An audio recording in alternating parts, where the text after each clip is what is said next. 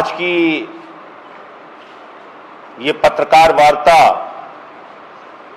हाथरस की गुड़िया के साथ, उनके परिवार के साथ, उनके समाज के साथ जो कुछ भी हो रहा है उसके बारे में बातचीत करने के लिए बुलाई गई है। इस पूरे मामले को, इतने बड़े मामले को जिस तरह से योगी जी आरोपियों को बचाने में जुटे हुए हैं, जिस तरह से इस पूरे मामले को डाइल्यूट किया जा रहा है, मैं एक खबर आपको दिखाना चाहता हूं आज जो प्रकाशित हुई है। और ये खबर क्या कह रही है ये आप देखिए। शर्म आती है इस तरह से, शर्म आती है कि इस तरह का युवती की मां और उसके भाई को ही हाथरस की गुड़िया में के मामले में हत्यारा बताने की कोशिश की जा रही है। यानी जिसका परिवार न्याय के लिए तड़प रहा है, जिसका परिवार न्याय की गुहार लगा रहा है, जिसके पक्ष में पूरा देश खड़ा हुआ है, उसके बारे में कहा जा रहा है कि उस गुड़िया की मां ने और भाई ने ही हत्या की। और इस घटना से और पिछले जो 2-4 दिनों से चल रहा है, इससे मन बहुत आहत है। मैं योगी जी से पूछना चाहता हूं, आपको दलित समाज से इतनी नफरत क्यों है? क्यों आप उनको इतना अपमानित कर रहे हैं?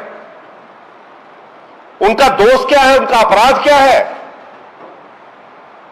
वाल्मीकि समाज हो, जाटव समाज हो, सोनकर समाज हो, आज वो पूरे देश में आक्रोशित है, गुस्से में है, अपने आप को अपमानित महसूस कर रहा है कि इतनी बड़ी घटना के बाद भी योगी जी आप उनको न्याय नहीं दे रहे हैं। उनके पक्ष में पूरे देश में लोग सड़कों पर उतरे, मीडिया में भी इसको लेकर आवाज उठी,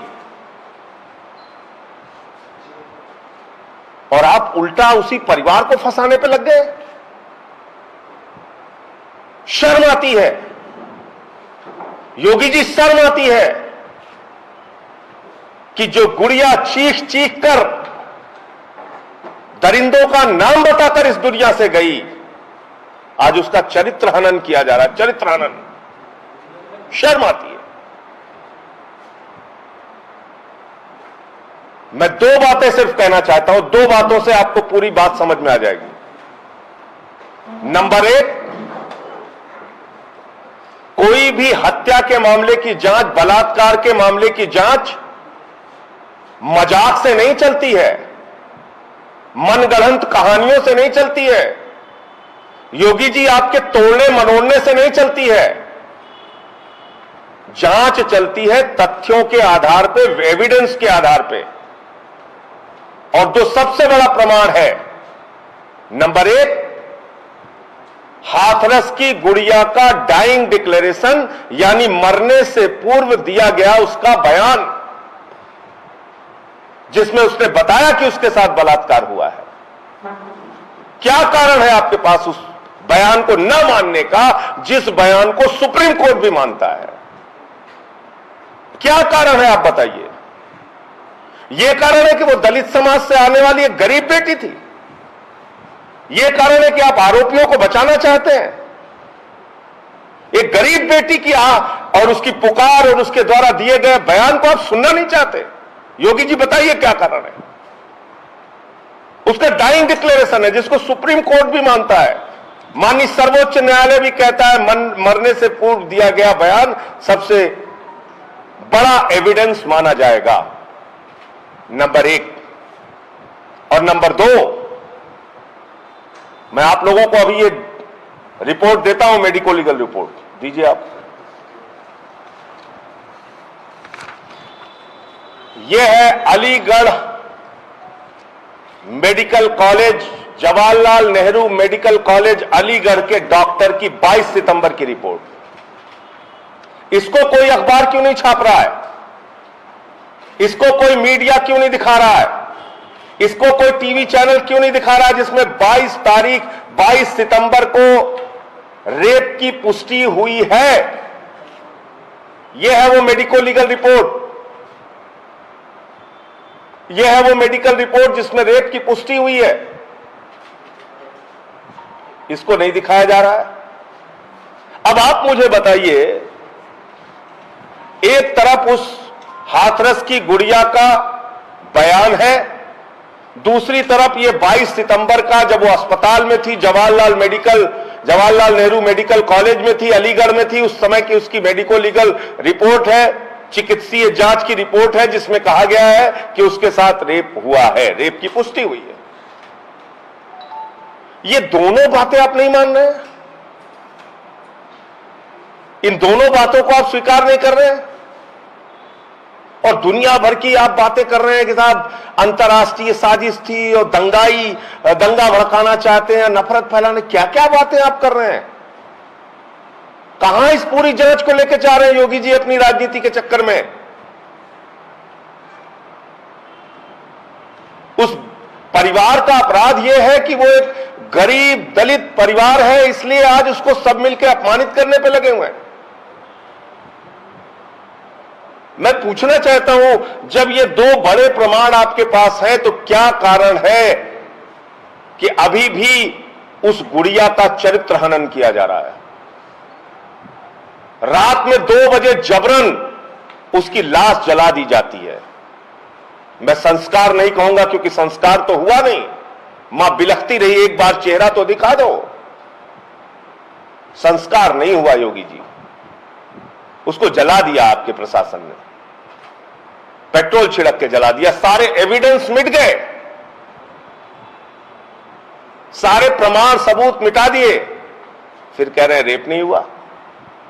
तो ये दो, जो उस गुड़िया का बयान था और जो ये मेडिकल रिपोर्ट है, ये दोनों क्या है? ये दोनों रिपोर्ट, ये दोनों क्यों नहीं मान रहे आप? क्या कारण है आपके पास? और आपकी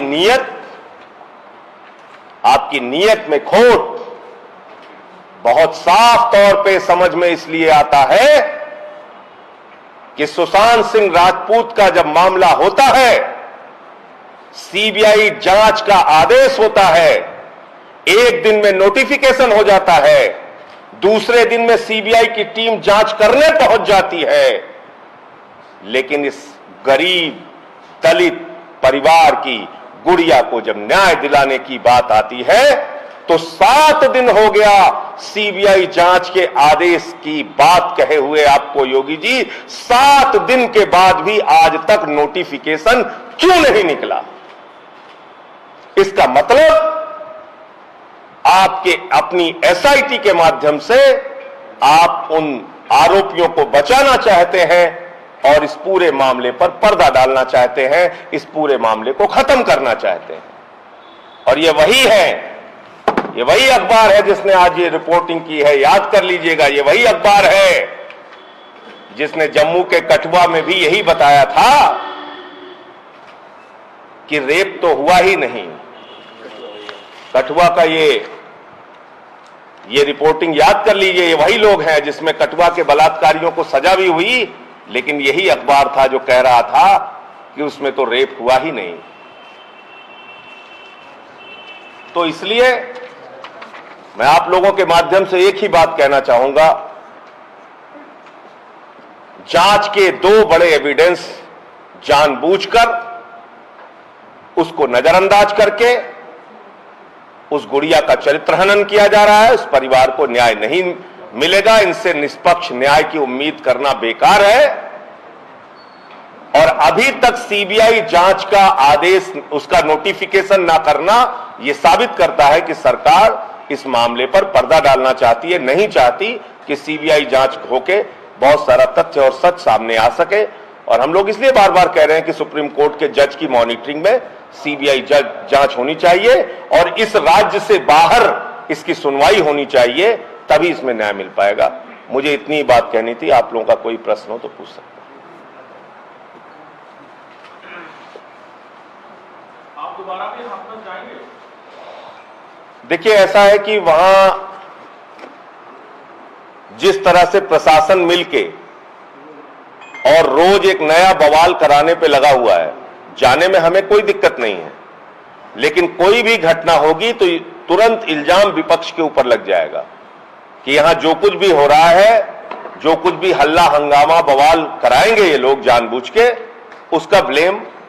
इसलिए हम चाहते हैं इसमें जल्द से जल्द इसकी एक निष्पक्ष जांच की कार्रवाई शुरू हो, और उसमें दो ही तरीका है। इस राज्य में सुनवाई करना न्याय नहीं मिलेगा, इसलिए इस राज्य के बाहर सुनवाई होनी चाहिए, और दूसरा कि सुप्रीम कोर्ट के जज की मॉनिटरिंग में सीबीआई इंक्वायरी होनी चाहिए। 7 दिन हो गया अभी तक सीबीआई की इंक्वायरी का नोटिफिकेशन क्यों नहीं हुआ? सबसे बड़ा सवाल तो यह है। नहीं, विपक्ष सरकार के मुकदमों से डरने वाला होता तो मैं तो यहीं बैठा हूं। 14 मुकदमे लिख चुके हैं। मैं तो कह रहा हूं कि ये जानबूझ के वहां बवाल करेंगे, क्योंकि ये दूसरों को जरूर कह रहे हैं, इनका इतिहास दंगाई पार्टी का है, इसलिए ये वहां बवाल करेंगे और उसका सारा ठीकरा दूसरों के ऊपर फोड़ेंगे। मतलब इतना सा ही है। मुकदमा कोई मतलब नहीं है। मुकदमा हो, लाठी हो, जेल हो तो आज करें। मैं तो यही मौजूद हूं लखनऊ में। ही 14 लिखा है, 1400 लिखे हैं, मैं तो कई बार कह चुका हूं। संजय जी, नार्को टेस्ट की बात हुई। नार्को टेस्ट में आरोपी परिवार तैयार है, लेकिन पीड़ित परिवार नहीं तैयार है। सरकार का यह आरोप है कि तमाम मीडिया के ऊपर भी उन्होंने आरोप लगाया कि गलत रिपोर्टिंग हुई, और नेताओं के ऊपर भी लगाया। नार्को टेस्ट क्या योगी जी कर सकते हैं? आप सब बुद्धिजीवी पत्रकार हैं, आप बताइए, उनको पावर है नार्को टेस्ट कराने की? नार्को टेस्ट ऑर्डर होता है कोर्ट के माध्यम से। नार्को टेस्ट कोई योगी जी के घर का आदेश नहीं है कि लिख के दे दिया कि हां आप जाओ नार्को टेस्ट करके आओ। नार्को टेस्ट कोई योगी जी के या उनके अधिकारियों के लिखने से थोड़ी होगा, तो कोर्ट का ऑर्डर होगा ना। आप जांच तो शुरू कराइए। आपने तो 7 दिन हो गया, अभी तक आपने जांच नहीं शुरू कराई। सीबीआई का नोटिफिकेशन आपने जारी नहीं किया। क्या मंशा हो सकती है जो जांच नहीं करवाना चाहती? बार बार मैं कह रहा हूं, पहले दिन से कह रहा हूं, आरोपियों को बचाना चाहती है सरकार। और मैं बार बार इस चीज को कह रहा हूं कि भारतीय जनता पार्टी और योगी जी की सोच दलित विरोधी है। बार बार मैं इस बात को कह रहा हूं कि वो न्याय नहीं करना चाहते हैं उस परिवार के साथ, और इससे सारा का सारा जो दलित समाज है, देश के जो संवेदनशील लोग हैं, जाटव है, वाल्मीकि है, सोनकर है, पासी है, इन सारे लोगों के मन में गुस्सा है, नाराजगी है। आम आदमी इसमें न्याय चाहता है, और ये नहीं चाहता कि आप इस पूरे मामले को लटकाते जाइए। 2 एविडेंस तो सामने रख दिया मैंने। मेडिको लीगल रिपोर्ट डॉक्टर की है 22 सितंबर की। इससे बड़ा क्या एविडेंस हो सकता है? उस लड़की का डाइंग डिक्लेरेशन, जो कि सुप्रीम कोर्ट भी मानता है कि सबसे बड़ा एविडेंस होता है मरने से पूर्व दिया गया बयान, और आप उसको भी मानने के लिए तैयार नहीं है। योगी जी का बयान आ रहा है लगातार कि जातिगत राजनीति कर रहे हैं मछली पार्टियां, इस पर क्या कहेंगे? देखिए, इससे ज्यादा हास्यास्पद कोई बात नहीं हो सकती। जो व्यक्ति खुद जातिवादी और धर्म की राजनीति के नाम पे दंगे फसाद नफरत फैलाने का काम जो पार्टी करती है, उस पार्टी के लोग इस तरह की बातें बोले तो हंसी आती है, इसके अलावा कुछ नहीं। हम तो ये कह रहे हैं कि आप ईमानदारी से, निष्पक्षता के साथ इसकी जांच कराइए, और उसमें बाधा मत उत्पन्न कीजिए, और अपनी थ्योरी मत लगाइए आप उसमें। परिवार दोषी है और वही उन्होंने ही हत्या की, इस तरह की थ्योरी आप क्यों आप लोग प्लांट कर रहे हैं? क्यों ये प्रशासन के और योगी जी के इशारे पे क्यों ये सब कुछ किया जा रहा है? मेरा तो सीधा सवाल यह है, भाई मेडिको लीगल की रिपोर्ट है डॉक्टर की 22 सितंबर की, और दूसरा उस बच्ची का डाइंग डिक्लेरेशन है, मरने से पूर्व दिया गया बयान। इन दोनों बयानों को ना मानने के पीछे कारण क्या हो सकता है? कोई मुझे समझा दे। और उससे भी ज्यादा जो चरित्र हनन जो कि जिस तरीके से किया जा रहा है, वो बहुत दुर्भाग्यपूर्ण है।